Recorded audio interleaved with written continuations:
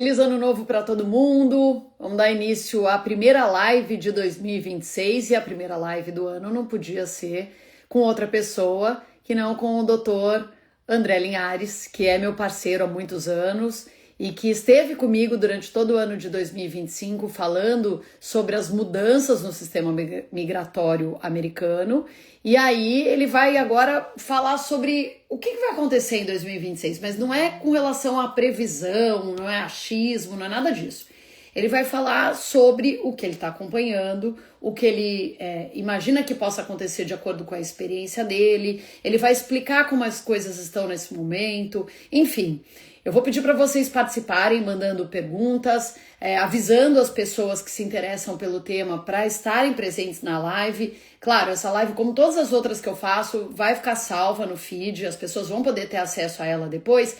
Mas participar ao vivo é diferente, né? Porque ao vivo você pode fazer a sua pergunta, se o doutor André precisar de mais informações, ele pede, aí eu peço para vocês, vocês mandam, né? Eu acrescento na pergunta, ele consegue responder com mais propriedade, né? De acordo com o que vocês precisam saber, tá? Deixa eu mandar um beijo aqui para uma galera que já tá ao vivo. Ó, o Gabriel, Marzion Vibe, Aldin, Tati Vilela, Jean Fonseca, Elvira Cunha, Sérgio Mascarenhas, Marcelo, Ângela Cris Mendes, Luísa. E tem uma galera aqui participando da live. Que legal que vocês estão aqui com a gente para falar sobre esse assunto tão importante e que gera tanta dúvida e sobre o qual tanta gente que não tem experiência ou expertise fala e aí causa tanto problema, né? Então, vamos aproveitar que o doutor André é uma pessoa super atualizada, super preparada para falar sobre isso, que tem bastante experiência, bastante bagagem mesmo. Vamos aproveitar o tempo dele para tirar todas as dúvidas sobre esse tema, tá bom? Deixa eu ver, já tem um pedido aqui. Deixa eu ver se ele já tá. Peraí, não entrou. Cadê? Já entrou. E aí, doutor André? Patrícia. Feliz ano novo! Feliz ano novo, né? A gente se falou no dia 31 de dezembro, foi a última vez. E daqui a pouco vai ser carnaval, daqui a pouco vai ser. Tá Daqui voando, a né? pouco vai ser carnaval, que Carnaval, né? delícia! É verdade. Poxa. Eu não vejo a hora, mas falando ainda sobre o ano novo, feliz ano novo para você e para todo mundo que está na live, que seja um ano aí de muitas conquistas, de muitas realizações e de muito trabalho, que a gente precisa de trabalho para bancar todos os nossos sonhos, né? É verdade. Bancar o sonho e pagar a luz, a água, aqui não é sonho, não, tem que pagar. Exatamente. Doutor André, vamos começar do começo. Começamos o ano com uma boa. De novo, eu não estou falando de achismo, previsão, não é nada disso. Eu estou falando da sua expertise. Começamos o ano com otimismo com relação à imigração para os Estados Unidos, sim ou não? Então, eu até estava conversando aqui com a equipe exatamente com relação à expectativa para 2026, né? O que Uhum. esperar nesse ano, o que pode acontecer, o que deve acontecer. E, claro, o que eu vou falar agora é uma questão de opinião, não é quem dera se eu Não, tivesse a mas bola de cristal. baseada em tudo que você, né, acompanha trabalhando nesse período, não é o que eu falei no começo, não é achismo, não é uma previsão da sua cabeça, é uma coisa que está embasada na sua experiência, né? É uma experiência de conhecimento da imigração dos Estados Unidos, também experiência, né, da política americana, tá? Já tá, Sim. um tempo isso está mais ou menos como funciona. Então, eu acredito que 2026, pelo menos essa parte agora, esse início de 2026, ainda vai ser um pouquinho conturbado. Ano passado foi bem conturbado, sem dúvida. Eu acho que o início ainda vai ser um pouquinho conturbado, mas tendência é que antes da Copa do Mundo e depois as coisas comecem a ficar um pouquinho mais tranquilas. Por que eu estou falando isso? Por alguns motivos. Primeiro, nós teremos eleições aqui nos Estados Unidos no segundo semestre. É uma eleição do Congresso, né? Mas é a eleição da Câmara dos Deputados. E é uma possibilidade, que tudo indica, eu não estou sendo partidário aqui, eu estou dizendo, na verdade, o que provavelmente vai acontecer, o que estão dizendo, tá? que talvez os democratas vão assumir o controle da casa.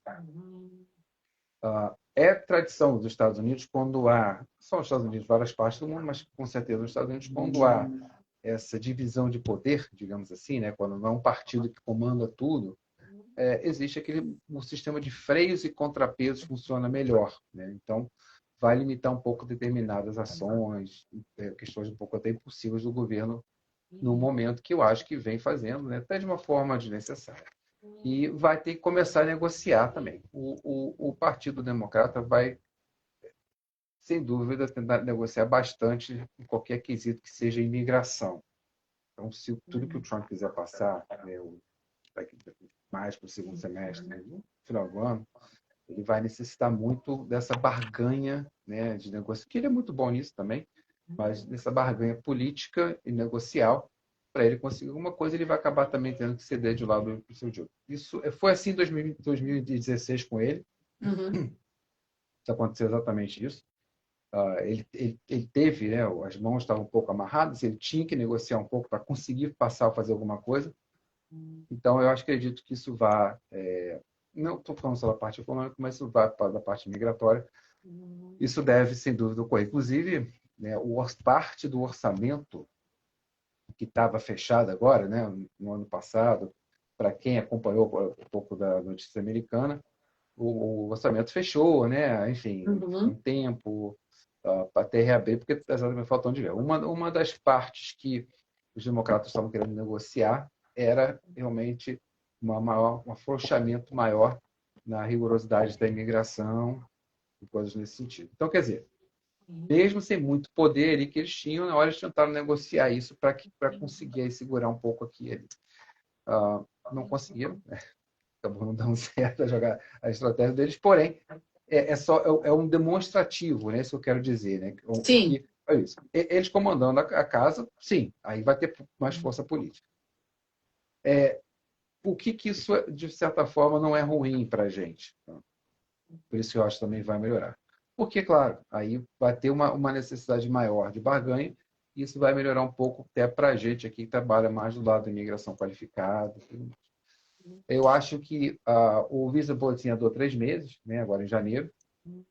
Eu não sei se a gente teve a oportunidade de falar sobre isso, mas andou alguns meses, o que é positivo, né? Sim. Estava meio travado, nós conseguimos andar, quer dizer, nós conseguimos, a imigração andou até outubro. E claramente vai haver uma intenção aí, já há uma intenção, claramente vai haver um esforço, que eu digo, maior, para que isso acelere ainda mais. Então, a expectativa é que esse ano, realmente, o Visa Bulletin melhore, né? Esteja um pouco mais próximo aí, ou de ficar corrente. Eu acredito que a corrente não vai ficar esse ano, mas esteja um pouco mais próximo, né?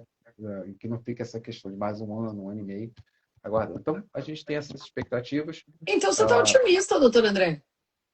Não, sim, para esse ano, sim. Eu estou mais otimista do que o primeiro ano foi realmente. Ano passado foi um ano que o governo veio com o pé pesado, né? Olha, pum, vamos fazer, tá, é isso, não gostou, o problema é seu, e aí vai ser assim. E esse ano existe mais, vai acabar, é natural, né? Porque eu estou falando, são questões que vão. Claro, os democratas podem perder também, os republicanos terem a casa, mas existe essa tendência, né? E até culturalmente também, essa tendência nos Estados Unidos de toda eleição onde há o controle, né, de uma casa, os 2 anos seguintes, né, o partido perde o controle. Isso é muito, quase como tradição aqui nos Estados Unidos. E vice-versa, né? Tanto um quanto o outro. Acaba acontecendo isso. Então, existe uma expectativa, né, que isso venha a ocorrer também. Vamos ver, mas eu acho que, eventualmente, né, acho que a partir do segundo semestre, principalmente, as coisas vão ficar um pouco mais interessantes. Ótimo. Mas quem está acompanhando, lembre bem que quem já entrou com o processo, obviamente a questão da espera de aguardar, quem não entrou tem um prazo de montagem, tá? Então, montar qualquer processo desse nível são mais ou menos 3 a 6 meses. Muito bem, doutor André. Eu abri caixinha de perguntas hoje de manhã, pedindo para as pessoas mandarem já, adiantarem. Beijo, Bia! minha amigona que está aqui na live, minha amigona que arrasa na Dress Co, uma marca incrível. Se você não conhece, depois você entra para ver. Olha aqui, eu abri uma caixinha de perguntas de manhã pedindo para as pessoas mandarem as dúvidas delas, para adiantarem, né, as dúvidas, para na hora não ficar um monte de comentário aqui, a gente não conseguir fazer todas as perguntas. O Marcos Teixeira perguntou o seguinte: com tudo que tem sido noticiado sobre imigração, 2026 é um ano de oportunidades ou mais cautela, doutor André? Não, é o contrário, eu acho que é mais oportunidade. 2026, 2025, desculpa, teve um pouco mais da cautela, apreensão que estão ocorrendo, né? Esse ano, agora, eu acho, sem dúvida, vai ser um ano um pouco mais de oportunidade.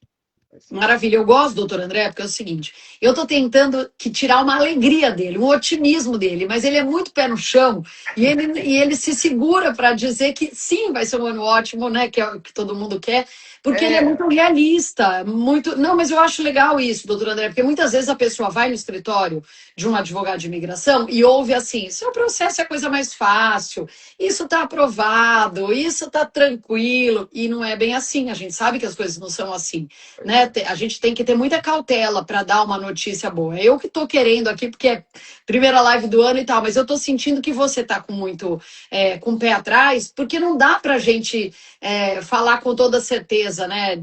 Com relação a uma Não, coisa exato. que ninguém sabe, na verdade, né, doutor André?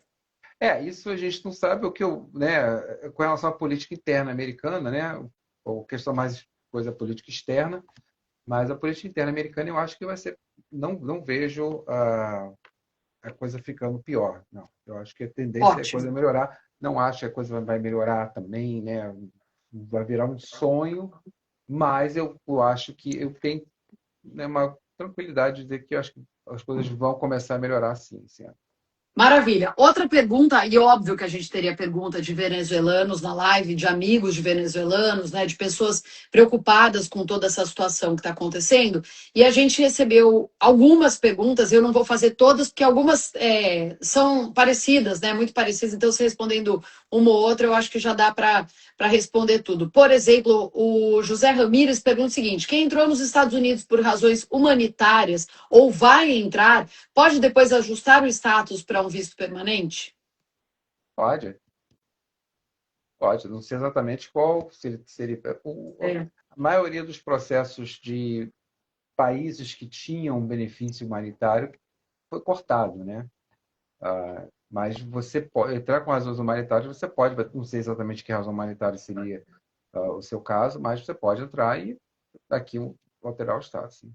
A Ana Rodrigues pergunta o seguinte: venezuelanos, nesse momento, têm algum tipo de prioridade ou tratamento diferente nos processos migratórios? Não, não, pior que não tem mais, acabou. Até o que a Venezuela tinha o TPS, né? Mas está sendo. Acho que já acabou, se não me engano. Não sei qual era a data final, o prazo de expiração.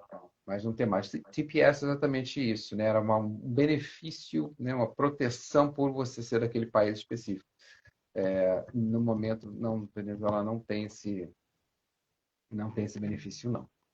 Tá certo. Falando sobre aquele Golden Visa, né, que foi um tema que foi muito abordado, inclusive você falou sobre isso numa entrevista no final do ano, né? Que é aquele visto, que na verdade não é visto, né?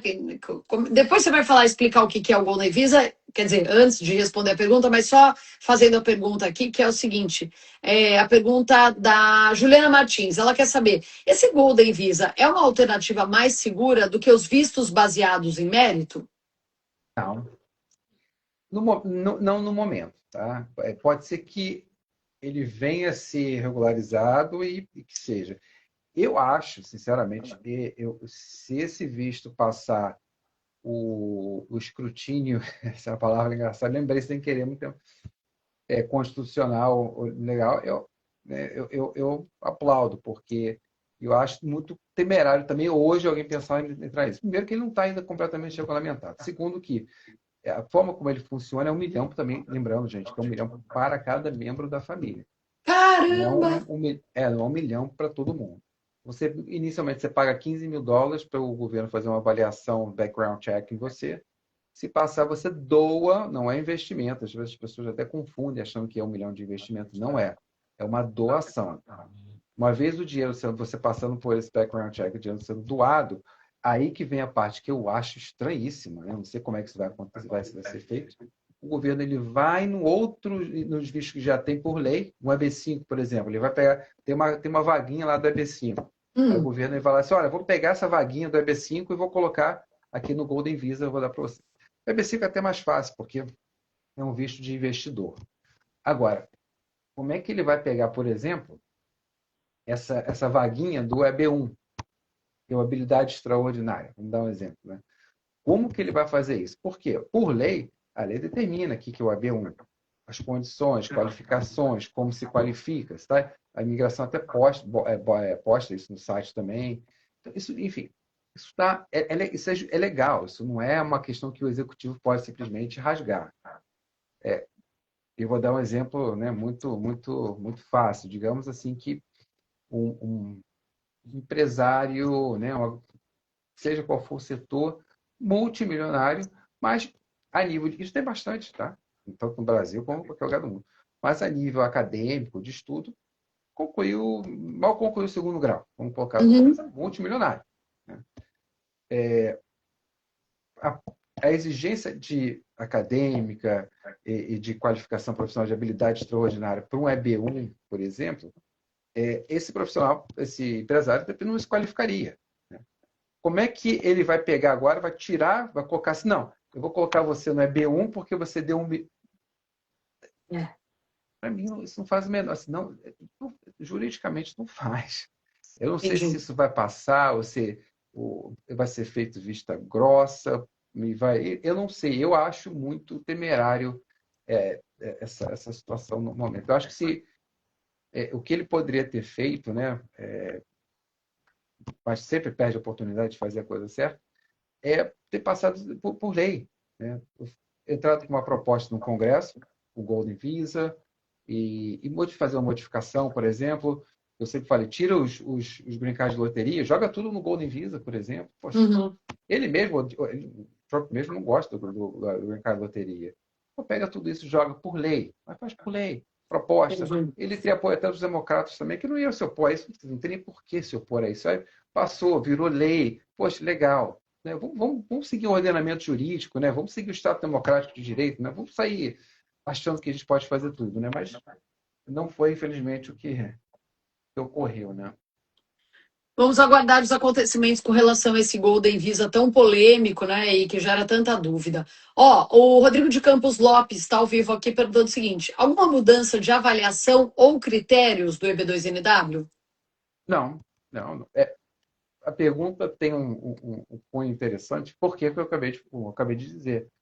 É, o critério, a avaliação do EB2 é jurídica, é legal. Existem, sim, casos que são determinados e guiados pela imigração, né? Como o caso do Denasar, que é o Matter of Denasar, que ficou muito conhecido, que é o guia, né? Que a imigração usa. Mas de critérios, nada, os critérios continuam os mesmos. Os critérios para habilidade, tudo continua exatamente a mesma coisa. Tá. A Patrícia Falcão perguntou hoje na caixinha de perguntas: em 2026, quais erros você mais viu em pedidos de EB2NW que acabaram sendo negados? Você conhece? 2026? Está rindo porque você conhece ela? Não, não, eu estou em Não? 2026, né? Ah, 2025, fui eu que falei errado. Ah, pensei que tá. Não, olha, 2025, eu acho que o pior que a gente teve foi essa readaptação à mudança que houve, né, na imigração, na forma de analisar os processos. Isso pode ser feito pela imigração, a imigração faz isso constantemente. Voltando à pergunta anterior, né? Então, a gente teve uma readaptação que realmente da forma como os critérios eram interpretados. Isso Uhum. mudou, né? E aí realmente a gente teve, né, alguma situação que foi, né, não foi tão prazerosa assim. Isso hoje em dia está mais estável, tá? A gente não está tendo nenhuma outra grande mudança. A princípio, eu não vejo também como, porque haveria alguma outra mudança. Claro, os critérios estão mais estritos, né? Estão mais delineados, estão mais criteriosos também, mas a gente já sabe, ou pelo menos a gente já sabe o jogo, né? Então hoje está mais fácil. O problema é que antes o jogo mudou no meio do jogo. O Uhum. jogo não. as regras mudaram no meio do jogo. Sim, Isso é muito ruim, é uma segurança jurídica muito grande, né, que a gente tem, que aconteceu. Agora, pelo menos, a gente está sabendo qual é o jogo, né? O jogo vai ser difícil, o time vai ser difícil, mas a gente já sabe né, que a gente vai ter sim. ali por torneio. Com certeza. Deixa eu mandar um beijo para a Gina Portela, que está dizendo que é minha fã desde os tempos da TV aqui no Brasil, lá no Brasil, né? Ela que está no Brasil, ela diz aqui. Ô, Gina, você me acompanha no Band Folia, hein? Que eu vou estar no Carnaval de Salvador. Ó, para matar saudade. Eu da televisão e você de mim na televisão. Olha aqui, tem uma pergunta que está lá em cima que eu preciso voltar aqui.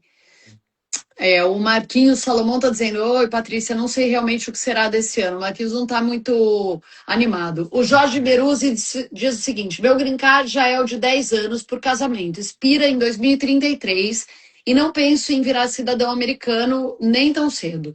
O que você acha de não querer virar cidadão e só ficar com o green card?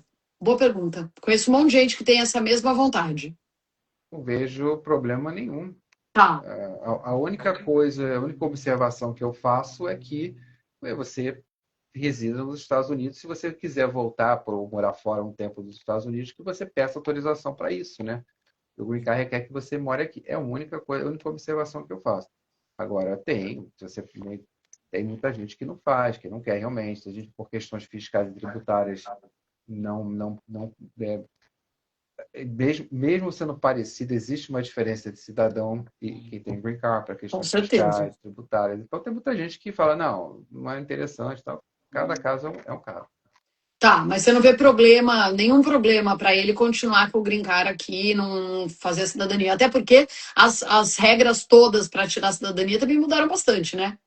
Também eu conheço gente que tem 30 anos de green card e está com green card até hoje. Você não é obrigado a pedir cidadania. Então, cidadania é facultativa, uma opção. Caso Sim. você queira, depois de 5 anos, você pode pedir. Caso você não queira, você vai ficar com o green card. Até tinha uma pergunta aqui que eu não vou achar agora, mas tinha uma pergunta perguntando. Uma pergunta perguntando é ótimo. Tinha uma pessoa perguntando sobre aquela questão que a gente viu recentemente que os Estados Unidos iam obrigar as pessoas a escolherem a cidadania. Porque hoje você pode morar nos Estados Unidos, ser brasileiro, morar aqui e ficar com a sua cidadania do Brasil e daqui. Né? Você pode ser cidadão americano e brasileiro. Mas como é que está isso agora? Quer dizer, a pessoa tem que escolher, ela não pode ter as duas cidadanias, ou isso está em estudo ainda? Isso não passou ainda, mas é só para quem já é cidadão americano. Quem Uhum. tem green card isso não afeta em nada. Para quem é cidadão americano, existe essa discussão, essa proposta que eu não sei se vai adiante, que é uma questão de escolha de cidadania. Não sei se vai muito adiante também. Tá. A Ellen Alves, 31, diz o seguinte: Meu marido foi chamado para trabalhar numa pizzaria como pizzaiolo e disseram que ele poderia aplicar como O1, como talento. Poderia falar mais sobre isso? Olha, ele pode, dependendo do talento dele de pizzaiolo, né? Então ele vai ter que demonstrar que ele está entre os melhores pizzaiolos, no caso Uhum. falando do Brasil, né? Do Brasil. Se ele demonstrar que ele realmente é o top 5, 10% dos pizzaiolos no Brasil, ele tem um caminho para o O1 sim.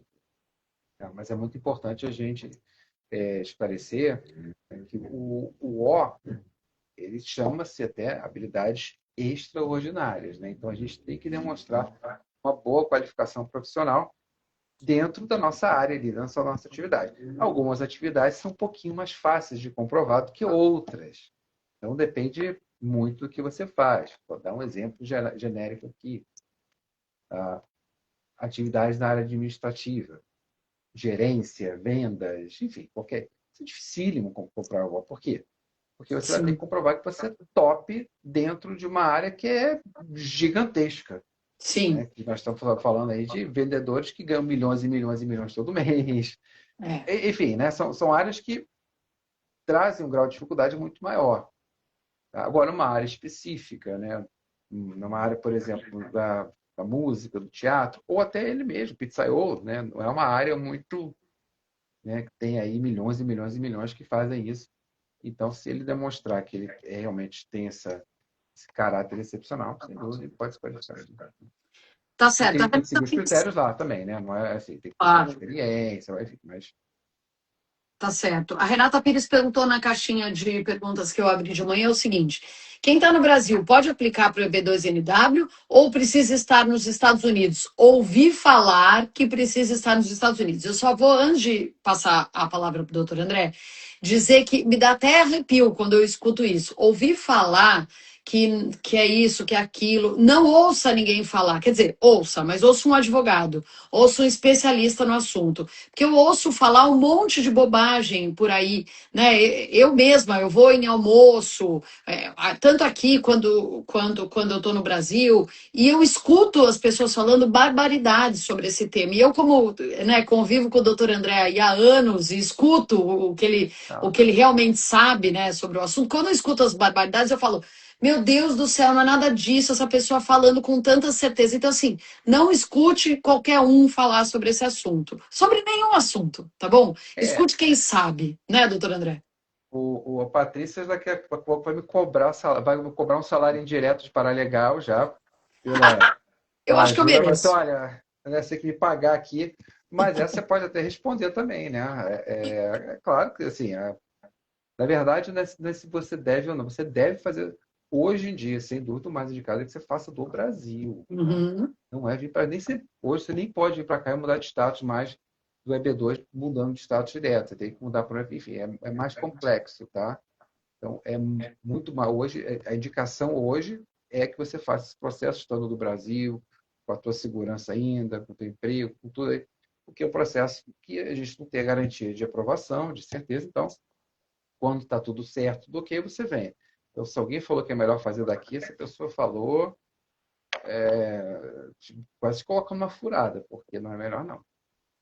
Muito cuidado, viu, gente? Muito cuidado com quem vocês escutam. Tem muita gente aí, principalmente nas redes sociais, tem muita gente aí que se auto-intitula esperto e especialista no assunto, e que, na verdade, quando você vai a fundo, a pessoa não sabe nada, a pessoa não pode falar sobre aquele assunto. Tem gente até cometendo crimes, né? Trabalhando com isso, sem poder, né, doutor André? Pô, Rapaz, isso aqui é engraçado. Hoje mesmo teve um que foi engraçado.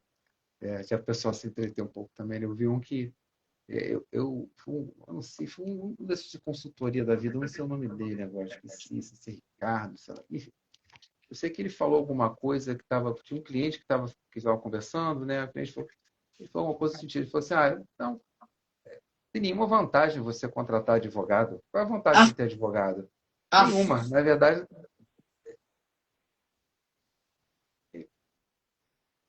é, não, a vantagem é contratar ele, né? Não, porque eu sou muito experiente. Mas que ser experiente de quê? Onde é que você virou expert em imigração? Você cursou uma faculdade de Direito nos Estados Unidos? Você fez uma coisa, você se aprimorou. Não tem nada. Você, de repente, aprendeu ali, aqui, é, alguma coisa e está se intitulando expert. O que você está é. fazendo? Você virou o expert se intitulado. E nem pode assinar o processo do seu cliente. Eu não falei nada disso, que eu não conheço a pessoa. Mas, assim, são coisas para a gente entender que é importante levar tudo isso muito a sério. Cuidado com essas fale com quem você queira contratar. Fale com um profissional que vai assinar o teu processo. Não é que nem advogado do Brasil, tá? Não adianta.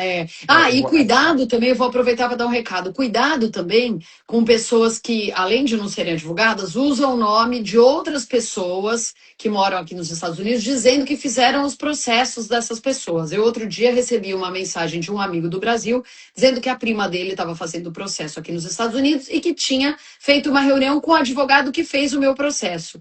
Só que detalhe, essa pessoa que disse isso é um brasileiro. O meu processo não foi feito por um brasileiro, infelizmente, porque se eu tivesse conhecido o doutor André antes, eu teria feito com ele, mas a gente não se conhecia e eu fiz com um americano quase 10 anos atrás, até um pouco mais de 10 anos atrás, que foi ótimo também, mas por que eu não indico, né? Porque eu acho que a língua, a barreira da língua, da cultura, né? Acho que nessa hora não é tão legal. Acho que a gente precisa de um brasileiro que entenda exatamente o que a gente está falando, enfim. Então, para mim não foi tão legal, por isso que eu não indico.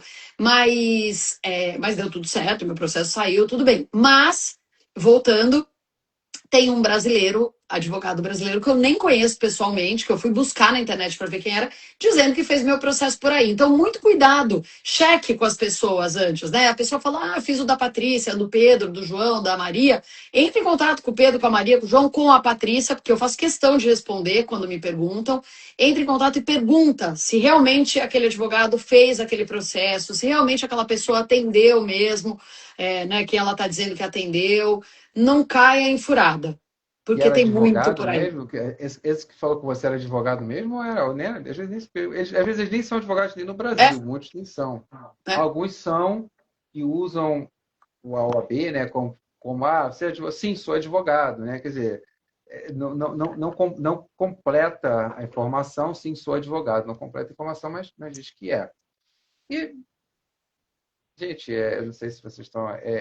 O pior, assim, o que deixa mais às vezes chocado com isso, tirando toda essa situação, desculpa, é que muitos, na verdade, não cobram barato, não, viu? Eles cobram bem caro também. Não é Ah, assim, não, não, não, poxa, eu vou fazer com não. advogado Não é o X, barato que sai caro. Não é. É o não caro que sai fazer caro. com consultor é baratinho, por isso que eu escolhi fazer com consultor e tal. Não, eles cobram praticamente o preço que a gente cobra. Exatamente. E alguns cobram até mais. Tem até uma pergunta sobre isso, que já já eu vou encontrar. Depois eu vou fazer uma outra pergunta para você, enquanto isso eu procuro aqui. Mas teve até uma pessoa que mandou na caixinha perguntando se os vistos dessas consultorias, vistos que saíram, né, e foram feitos por essas consultorias, se eles podem vir a ser questionados. Claro, se essa consultoria eventualmente cair numa investigação, ou estiver já numa investigação na imigração, o que eu sei que tem algumas que já estão, infelizmente eu não posso falar aqui porque A gente adoraria. eu sei. Mas você sabe quem, você deve saber quem é já. Mas eu não posso falar aqui porque realmente é um dado, que é uma informação que eu obtive que eu não posso também revelar a Sim. fonte. Então, eu tenho que manter isso no sigilo. Mas pelo que eu saiba, realmente tem algumas que já estão já com a fichinha lá, assim, então já estão em investigação, estão com a ficha. E se for decretado alguma coisa mais séria nessas empresas, você pode pedir todos esses. Isso já aconteceu, viu? Não Tipo, é. da pessoa perder Inclusive, o documento? já, inclusive foi até como é que é o nome daquele rapaz que tinha um rapaz e uma moça aqui da Flórida mesmo. Acho que a moça era até de Miami, mas esqueci o nome dela agora. Eles faziam um processo, acho que até faziam muito L1 na época. E foi decretado que eram processos fraudulentos, mas pegaram fraude no processo de um ou outro. Aí eles reabriram todos os processos e negaram vários outros processos, pessoas que não tinham cometido fraude. Então, isso tudo pode acontecer, tá? Não é uma garantia que você vai ter o teu processo. Não é assim, já passou, eu fiz com a consultoria, mas já passou, mas pode dar rolo para você no Não. futuro, né? Gente, Então, a administração agora falou claramente isso, que não existe esse negócio de já passou. muito cuidado, gente. Ó, PT da Lastra diz o seguinte: se não tiver sucesso na proposta que fizer na aplicação do visto, opa, estou usando a luz do computador para você ter uma ideia que meu abajur aqui quebrou. Se você não tiver sucesso na proposta que fizer na aplicação do visto EB2NW com business plan, atrapalha conseguir cidadania após 5 anos? Então, é relativo, né? Se for descoberto que você não cumpriu nada do que você prometeu, você não vai pegar a cidadania. Tá? É bem claro. Uma coisa é você ter desvios, problemas, algumas questões que são um pouco distintas dentro do próprio business plan. Isso acaba sendo normal, tá? Você monta um business plan, às vezes você não consegue seguir 100% a risco. Não é você não poder seguir 100% a risco, é você pegar como acontece aqui muito, principalmente em Orlando, né? Orlando acontece muito aqui. Eu mesmo conheço, né, brasileiros que pegaram o EB2NW e hoje estão trabalhando, obviamente, através de uma profissão, X, engenheiro, blá, blá, blá, não sei o que. E hoje estão trabalhando como Uber, estão É, trabalhando na construção civil, é. enfim, estão trabalhando em vários outros locais. essa pessoa, essa situação, é um candidato a não conseguir a cidadania. Quando essas pessoas se consultam comigo, a minha recomendação é: não pense em pedir cidadania agora, tá?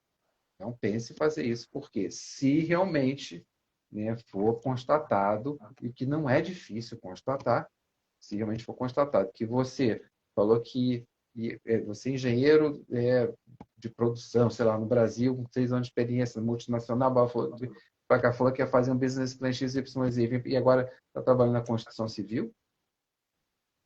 Aí dá B.O.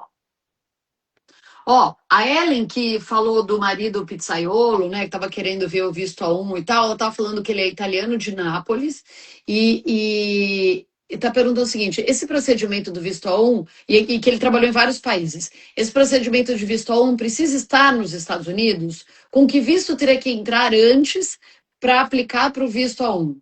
Que visto que ela teria que entrar antes de aplicar para o A1, ou seja, né, vindo para cá, ou ela aplica de outro lugar, é isso que ela quer saber. Eu não sei se ela está no Brasil, está em Nápoles, está, enfim, mas se o marido dela é cidadão italiano, e primeiro também tem a possibilidade do visto E2, que eu não sei se ela teria interesse, ele teria interesse, de repente, montar a própria pizzaria aqui. A gente E ia amar, viu, Ellen? Eu queria te contar isso. exato, né? E seguir com rumo aí o caminho com visto E2, que é muito Sim. legal e é melhor do que o visto O1 nesse sentido, tá? Sem dúvida. Tem a duração inicial de 5 anos, enfim, ele é bem legal com relação a isso. O O é legal também, mas o O tem duração, às vezes, até muito mais discricionária. Pode ser de 1 a 3 anos, ou menos, enfim, ou até menos. Tá. Então, nesse caso específico dela, primeiro eu tentaria levar em consideração isso. Agora, se ela tem uma proposta de emprego, ele, né, tem uma proposta de emprego, uma pizzaria muito renomada aqui, bom, o que quer contratar ele, legal, né? Ele pode aplicar o processo do país de residência dele, pode, não deve, né? É melhor. E se ele quiser vir para cá mudar de status, ele pode vir tentar fazer a modificação, a mudança de status aqui, e uma vez com o A1 aprovado, ele começar a trabalhar. Mas é mais recomendado que ele faça isso do Brasil e Itália. Da onde ele estiver.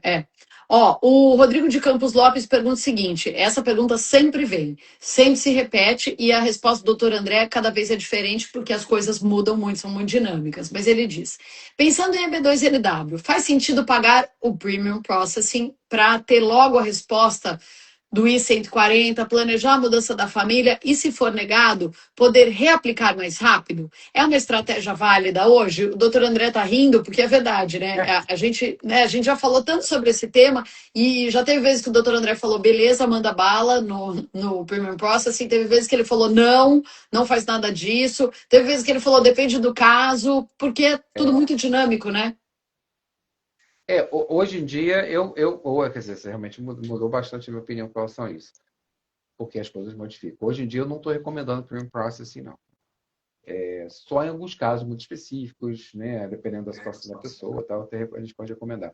Mas, de uma forma geral, não recomendo, e realmente os oficiais mais casca grossa, né, então, passaram a fazer parte do Premium, os novos estão entrando, né, fazer os processos normais. Então, eu normalmente não acho que nessa conjuntura de hoje tão interessante estar com Premium, não. A não ser que seja algo excepcional. E caso haja uma negativa, o Premium não te ajuda em nada, tá? Ele vai ser negado. Tudo que você vai fazer, vai ter que fazer de novo. É um novo processo. Então, não tem uma questão relativa a alguma ajuda e não te coloca com status mais prolongado ou não, tá? Então, assim, não tem nenhuma vantagem com relação a isso. A vantagem do Premium é que você vai ter uma análise do 140 mais rápido. Tá.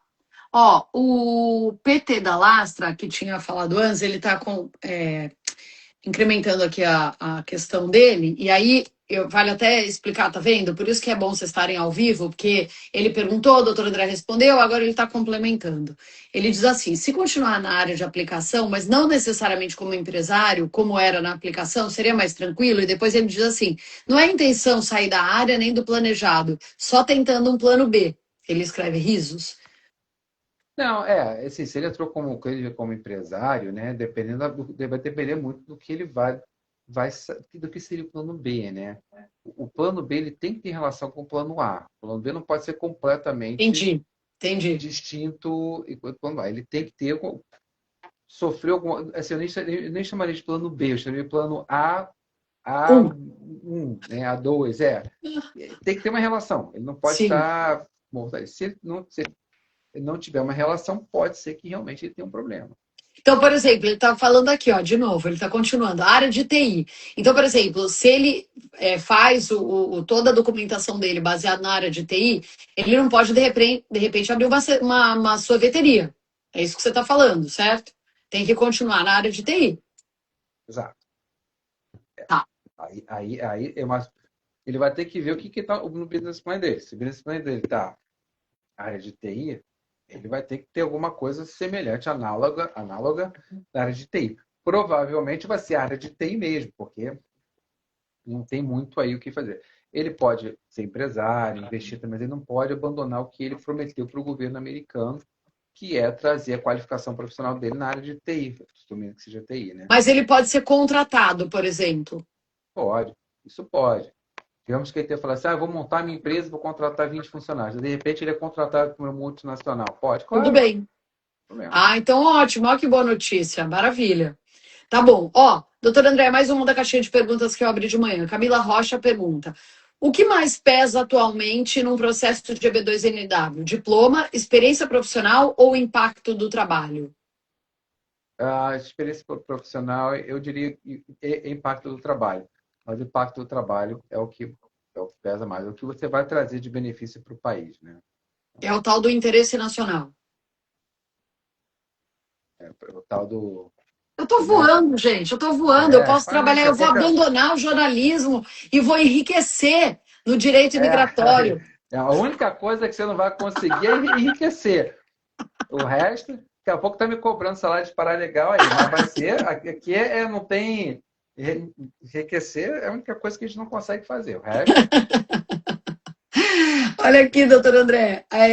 Myron Senna diz o seguinte: EB2NW com produtos importados do Brasil para alavancar e favorecer salões de beleza. Mas a fábrica continua no Brasil e sendo produzido lá. Marca já com 25 anos no Brasil.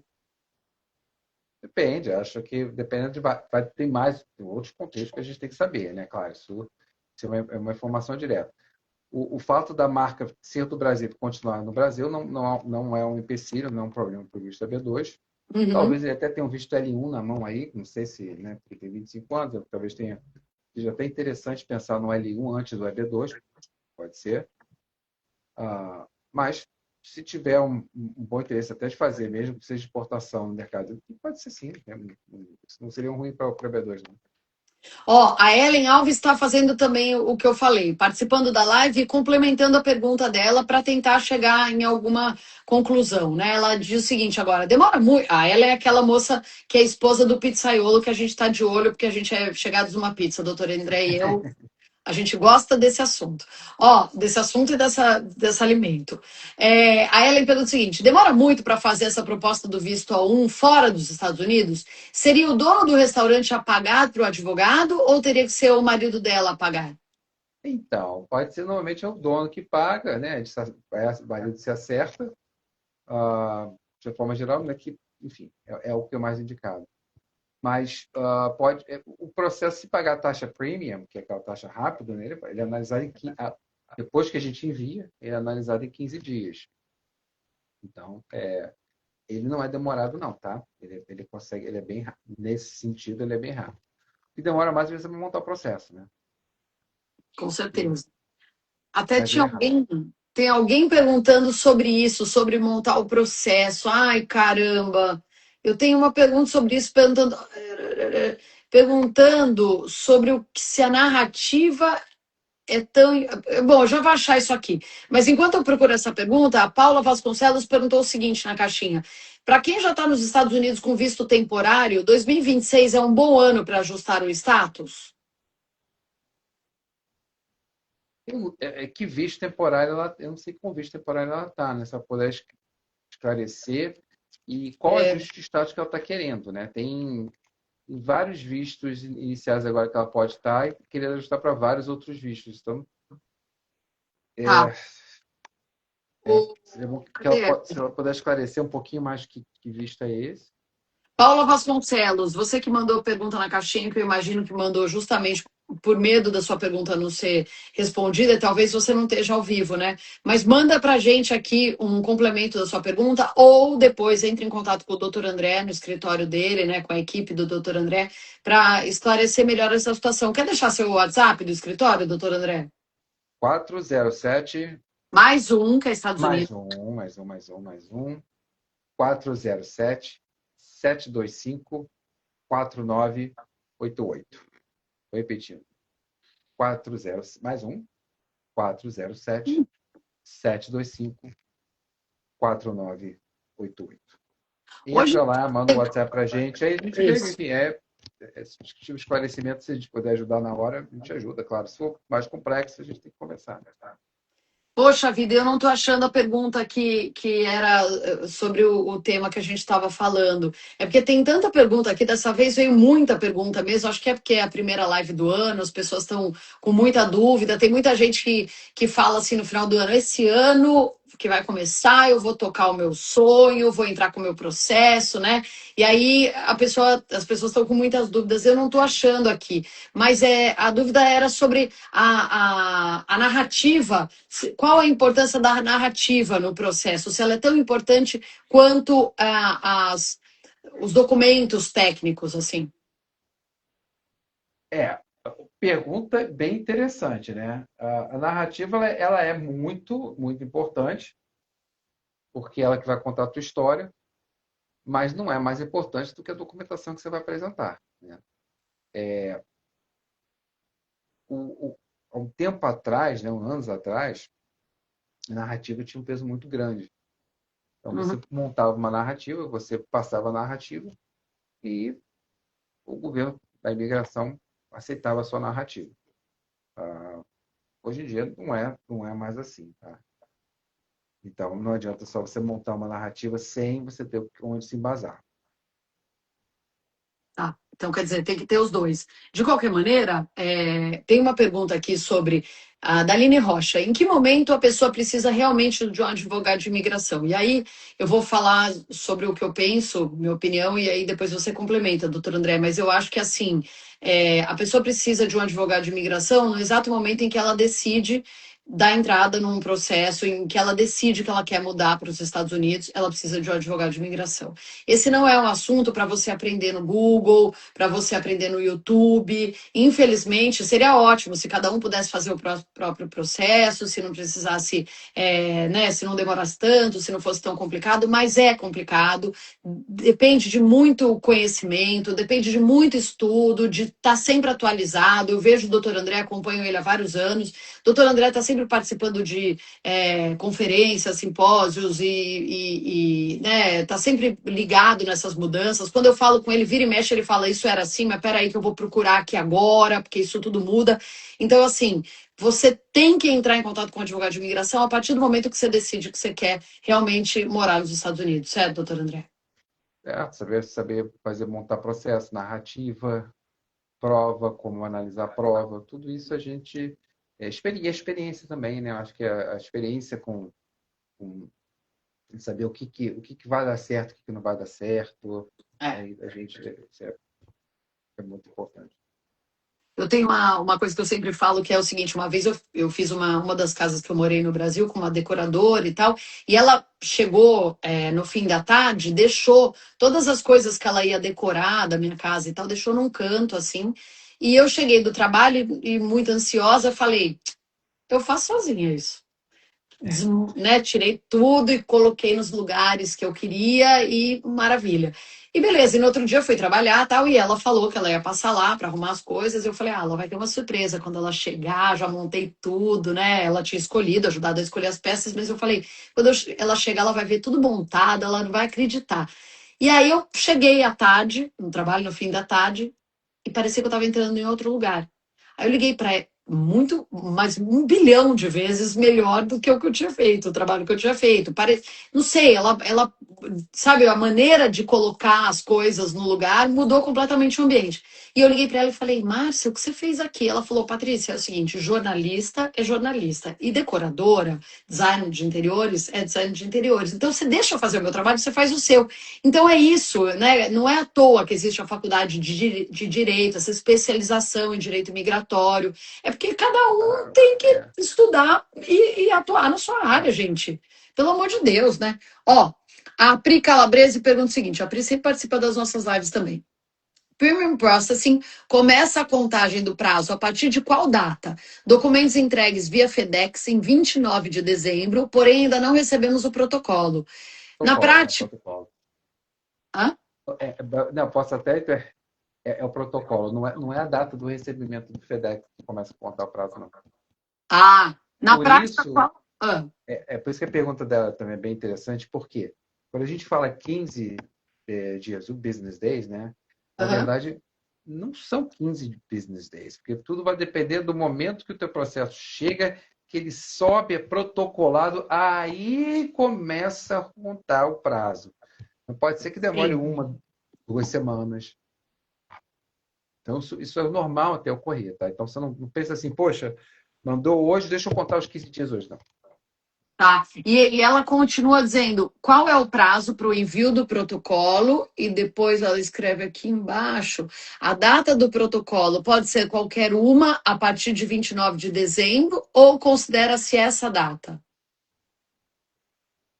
Não, mas daí não, vai, não é o que conta. A data do protocolo não é o que conta, certo? Eu não entendi o que ela perguntou. Assim, o que vai contar para a sua data é a data que está lá no teu. Quando a gente recebe a notificação, né?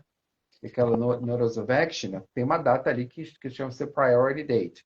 Essa data que vai contar no teu processo. Então, essa é a tua data. Independentemente da data do FedEx, claro. Né? Então, essa data que vai ser a data que tudo vai realmente ser analisado. Tá.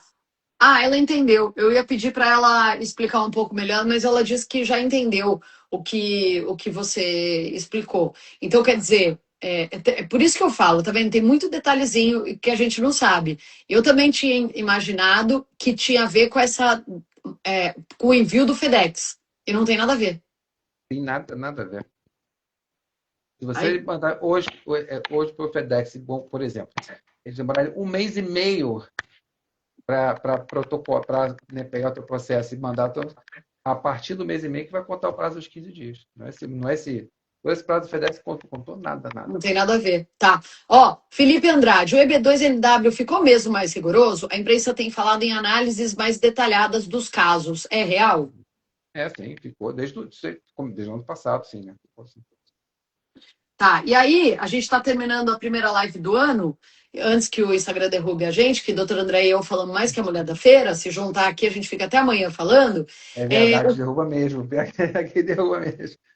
sempre assim, a gente fica os dois e o negócio para no meio. Ó, o Carlos Meirelles, para fechar, pergunta o seguinte: qual mensagem o doutor André deixaria para quem sonha em viver legalmente nos Estados Unidos em 2026? Eu não teria feito pergunta melhor para terminar a nossa primeira live do ano. Mensagem acredite, continue acreditando no seu sonho, planeje. Se é o que você quer, se é o que você tem intenção, se você quer realmente viver, né, aproveitar das grandes vantagens que é realmente viver e residir nos Estados Unidos, se planeje começando ontem. Né? Já começa a se planejar desde ontem para que realmente você tenha um sucesso imigratório, a possibilidade de um sucesso imigratório muito maior do que uma incerteza. Então, é o que eu diria realmente. O sonho você já tem. Você já tem, como ele falou, tem um sonho. Então, ele já quer. Agora é começar a implementar isso. Então, é planejamento, planejamento, planejamento.